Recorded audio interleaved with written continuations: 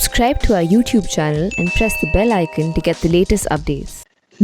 Good evening, good morning, and whatever time of the day it is for people watching this show. I'm absolutely delighted to have this fireside with an old friend, Bill Hazeltine, who is president of Access Health International, on a subject that everyone needs to understand, which is about preempting pandemics and preparing for the future. Bill is a scientist, businessman, philanthropist, author, and an internationally recognized expert on COVID-19. He, according to me, is a serial entrepreneur of renown, having founded several biotechnology companies, including Human Genome Sciences, and is someone who has a deep understanding of global health. So, Bill, great to see you virtually, though. And let me start this fireside chat by asking you a very general question. What lessons do you think we have learned or not learned from this pandemic, or ought to learn from this pandemic? Well, thank you, Karen, and it's a great pleasure to be able to speak with you on this critical topic. I think the first thing we have learned is that the world remains vulnerable to infectious diseases of a pandemic nature that can devastate economies and can ruin lives across the globe. It isn't that many of us haven't warned that this could happen, but I don't think most countries took it seriously. The one country, that's the first big lesson. Second lesson is this disease, this pandemic, can be controlled by public health measures alone, without a vaccine and without a drug. And I think that's surprising to many. The prime example for that is China, that had a major epidemic in Wuhan and Hubei province. Within 2.5 months, shut it down entirely. And today, China, a country of 1.4 billion people, is COVID-free except for exogenous introductions, which they, with rigor, stamp out. That's a really critical lesson. It's a lesson for the rest of the world that need not have suffered from this pandemic. The third lesson is that we could have foreseen another coronavirus pandemic after having in the last 20 years seen 2 previous examples, and having prepared drugs that are pan-coronavirus effective. Had we stockpiled those drugs, very few people in China or the rest of the world need die. Finally, this is a lesson for health systems and for political systems. We have to understand that the natural world is filled with organisms that are doing their very best to adapt to a new ecosystem, which is humanity. 7.5 billion of us living close packed, traveling, 4 billion of us traveling on planes every year. It's a new ecosystem, and viruses are trying to crack our code. They're trying to crack our biological code, our social code, and as we have seen, our political economic code. And this virus has been very successful in doing that, and there will be others. We need to work on leadership, governance, and social solidarity across the spectrum. We also have to realize something that I think is profound. One infected person can trigger a pandemic. As long as one person remains infected with COVID, the world is not safe. And that goes for many other diseases. Our neighbor's problem is our problem, whether that neighbor lives in the next town, the next country, or across the globe. We are united as a world, and we have to behave as a united world to fight the pandemics to come. So, Bill, that's very, very thoughtful and food for thought messages that you're giving to all of us. And as a sort of a follow-up to those comments, of course, let me say that I read your daily reports and articles on COVID-19 with a lot of interest and intent, because I think you say a lot of important things. You Your statements are so relevant to what's happening in the world. So, as someone who understands the disease so well, how do you read the effect of the oncoming Christmas season in, not just the US, but in different parts of the world? What would you do? Well, thank you for your kind words. The Christmas season is really dangerous. We are, at least in the United States and in Europe and other parts of the world, in a exponential phase of this crisis. What that means to me, and the interesting thing about the exponent is the exponent is increasing. The slope of the curve is increasing. So today, if you looked at yesterday, we had over 3,600 deaths. We had about 275,000 people infected. It could double, it could triple, it could quadruple. And we now have a very good idea of how infectious this virus is. It's the most infectious virus that the world has seen since measles. It is much more infectious than influenza. And we've learned other things about this virus, that it's transmitted by aerosols. You're in the same room for somebody where somebody has been this infected. It can take you only 5 minutes if the breeze is blowing in the right direction. It's not just droplets, it's aerosols. It's also surfaces. The Chinese, because they're so COVID-free, can look at exceptional examples and find the virus lives on frozen food. It lives on the surface of containers that are shipped in from abroad. That some people who recover are still capable of transmitting the virus several weeks afterwards. There are a whole lot of things that we've learned about this that make this a very dangerous and transmissible virus. And we know what to avoid. Avoid getting together with your social groups, whether it's your family group or other groups. Don't travel during these holidays. Be exceptionally careful and stay in your pod. A pod is a group of people who live together and don't see other people, at least to the extent which is humanly possible, which is, of course, not totally possible. But when you do see other people, for example, if you go to a grocery store, wear a mask, wear a face shield, and take disposable gloves. Those are all really important things to do. So this is a very dangerous time for this pandemic, and I don't see people taking it seriously enough. In the United States, they didn't take it seriously over Thanksgiving. Now, it isn't that if you eradicate this virus like China has done, they had 750 million people travel in what they call their golden week, and nobody was infected. That's what we can do with good public health, but only China and one or two other countries have done it.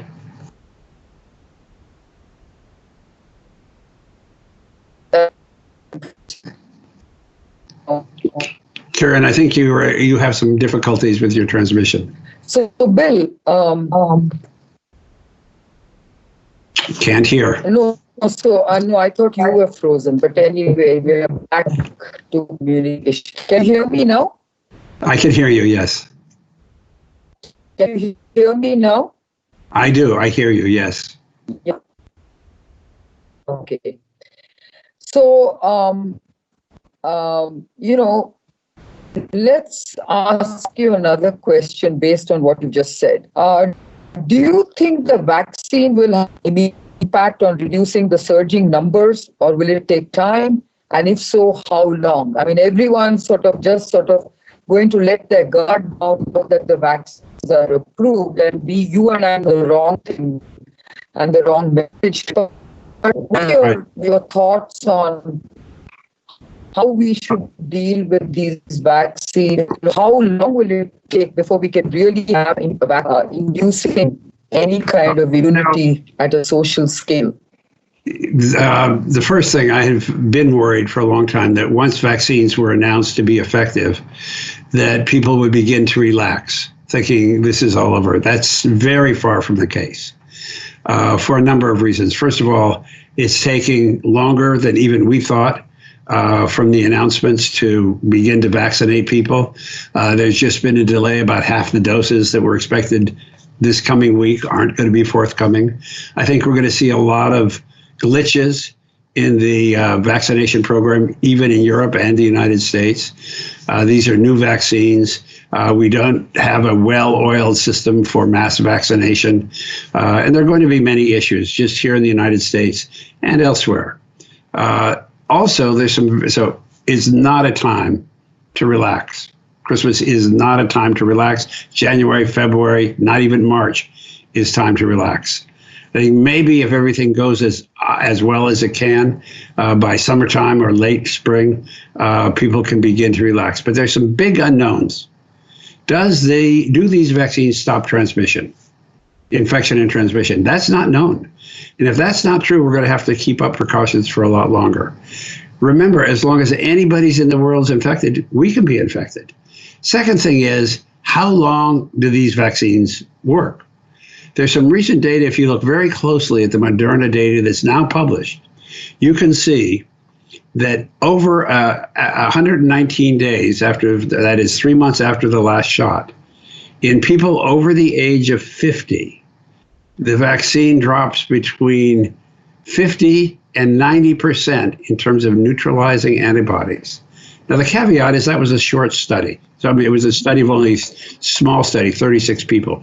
But the neutralizing antibodies aren't lasting very long.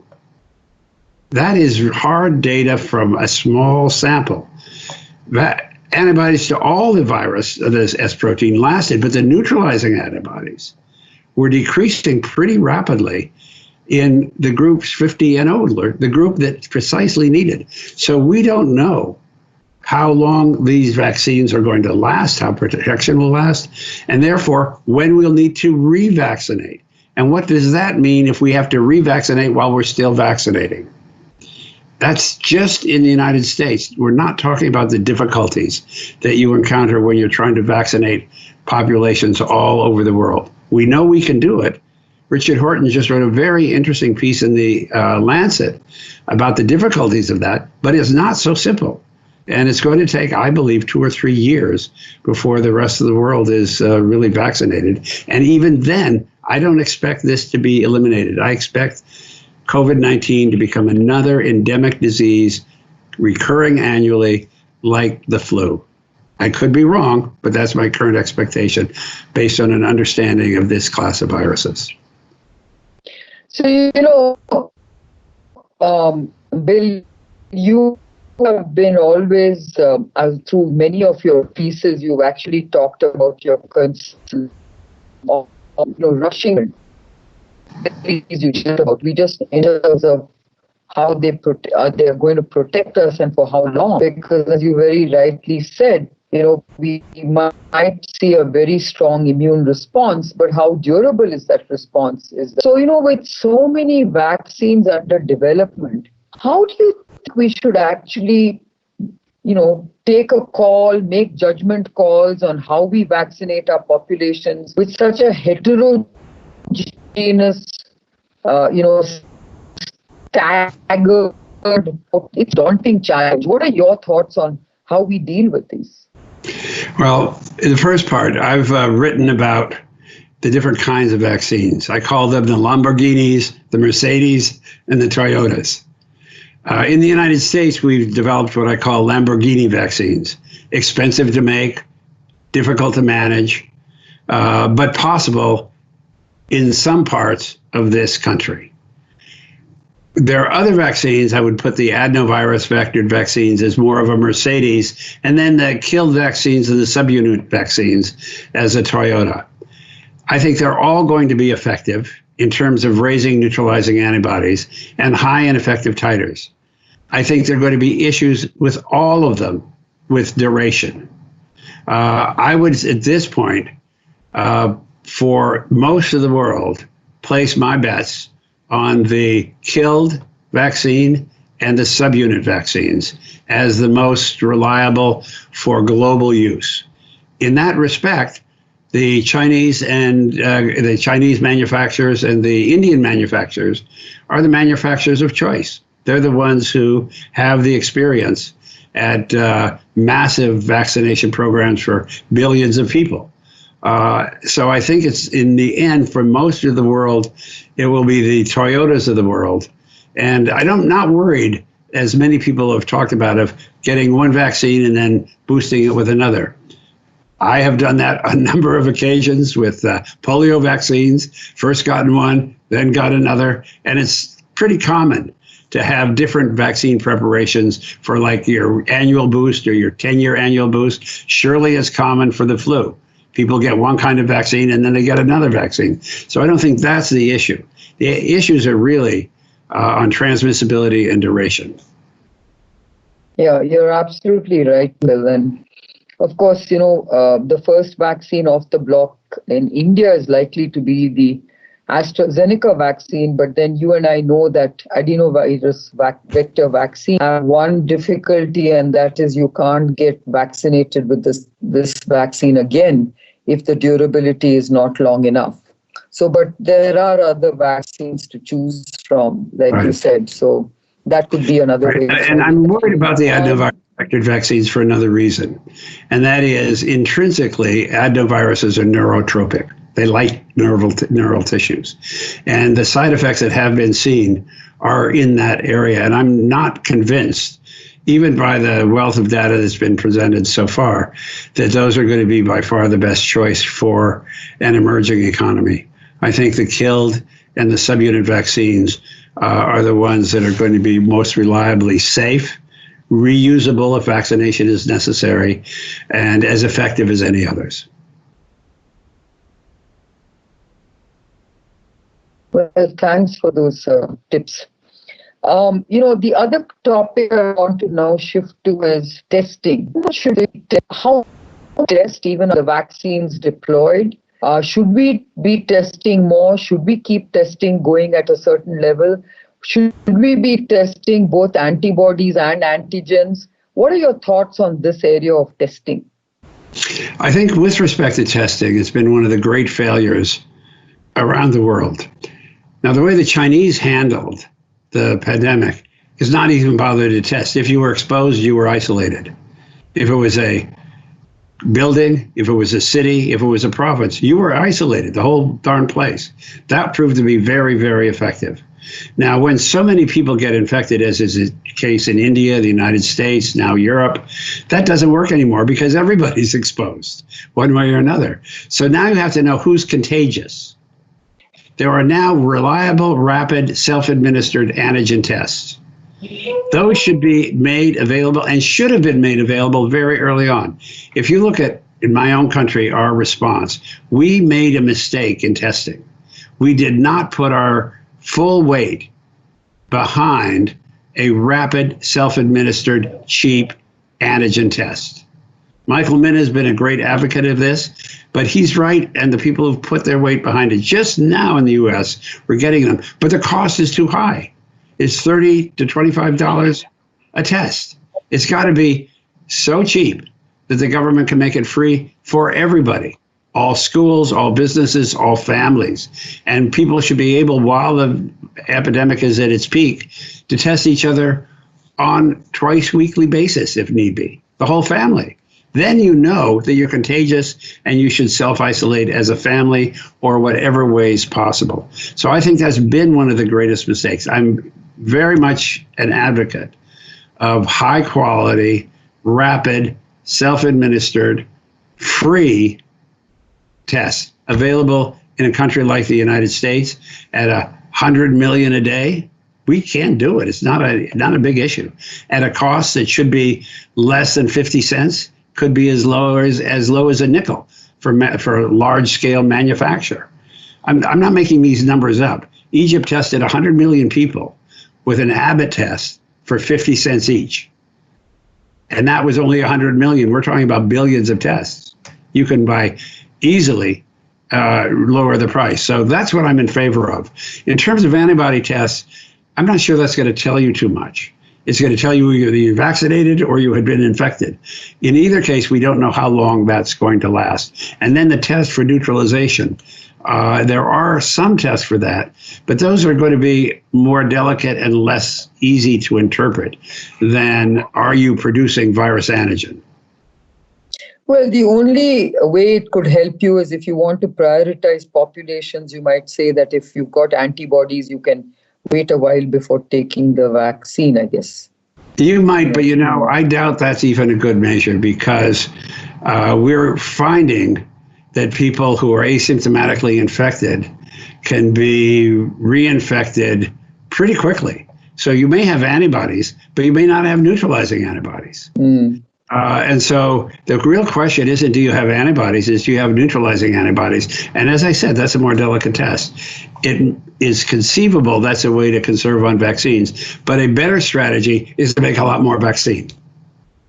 Yeah, and of course, people are trying to look at T cells, T cell immunity and things like that. But that's, I think we've covered the kind of testing, the need for testing.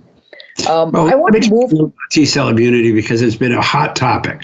Yeah. There are many who believe that as long as you have persistent T cells for coronaviruses, you are protected and maybe even cross-protected against the cold-causing coronaviruses. That is a canard. It's not true, especially for the cold-causing coronaviruses. The same person can get infected every year, year after year, by the same clade of the same strain, even if they have T cells that persist. So the notion that T cells are going to protect you, I believe, is imaginary. It's not demonstrated. Quite the contrary. The demonstration for the coronavirus is quite the contrary. So regardless of your T cell status, I don't think it's going to make much difference for protection. But so, what do you think is important from the response point of view? Well, I think that as I said at the very beginning, the most important lesson is you can control this pandemic by public health measures alone if they are rigorously applied and strictly enforced. That is a lesson that we should all take. Yeah. So we take that lesson and we take the following point of view. This virus is an economy killer and it's a people killer. And there are going to be other pandemics that are economy killers and people killers. And of the two, the first may be worse because when you kill an economy, you affect every single human being in that country. And we have seen rates of psychiatric disease, poverty, pending homelessness, terrible social problems as a result of this pandemic. And that's the major impact of economic destruction that these pandemics can wreak. So, Bill, I think I've been getting a message saying we need to open it up to question and answers in the audience. So one of the questions the audience is asking is, do we need to worry about long-term, side effects of these vaccines? And if so, what are your thoughts on some of these unknown risks that we are facing because of the sort of rushed development of vaccines? What should we be looking for? Well, the standard answer to that all the people who are promoting the vaccines give is that the great majority of adverse reactions are seen within the first 6 months. Yeah, 6 months. They actually make it a little shorter and they've given a 2-month window. And that's true. What we have realized is when you begin to test very diverse populations or give the vaccine to very diverse populations, you get side effects you haven't seen by selecting people. For example, people with anaphylactic reactions were not tested. And now when you give it to people, some people, rare, have anaphylactic reactions. Now, in terms of the long-term effects, the most serious ones are antibody-dependent enhancement. If you've been vaccinated, does the reinfection cause more serious disease? We haven't waited long enough to see that. There's some evidence that that's not going to happen. We don't know that yet, and we don't know that certainly for all vaccines. So in terms of the long-term consequences, I think they exist, the long-term side effects, although at this early stage, it doesn't seem as if it's going to be a serious issue. It's something we really have to wait and see. I don't think that for vulnerable populations in places where the virus is out of control, we have time to wait. It's a chance that we're going to have to take. And I think it's a reasonable balance, given the fact that we just had 3,600 people die yesterday. So it's a reasonable chance. Chances is zero, but I think it's a reasonable chance. So, Bill, we don't have much time left, but I just want to get back to public health because you're such an expert on this whole area of public health. And we know that many countries who have a very strong primary healthcare and public healthcare system, like Thailand and other, Vietnam and many other parts of the world, have done much better in terms of dealing with this pandemic than some of the most affluent countries, including the US. What are your thoughts on how do you go about public health in a country like the US or any other part of the developed world, which has totally neglected public health in the way it has? Well, we haven't actually neglected public health. It's that we don't have a central way of making public health policy and then implementing public health. We are all vaccinated. We have clean water. We have the fundamentals, but we don't have the fundamentals when it comes to handling a pandemic. And I think the very few countries have. And that is a major lesson. I've advocated, and now there's some other voices advocating what we call a COVID-19 presidential commission to look at what we did and what we need to protect ourselves. We need to strengthen the input of surveillance at the highest level of government so our leaders know what's happening. We need to create a governance structure for public health that's capable of making policies that are uniform throughout a nation. We need to strengthen all countries' relationship to the WHO, the one agency which is charged with global protection, because as long as one country is at risk, we're all at risk. Those are really fundamental issues that we have to do. And I would say, going right back to the basics, we have to strengthen education in science and public health in our primary, secondary, and universities.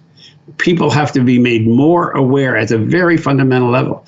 How many people don't know what the difference between a virus and a bacterium or a parasite are? They just don't know. How many people know what the difference between a drug and a vaccine is?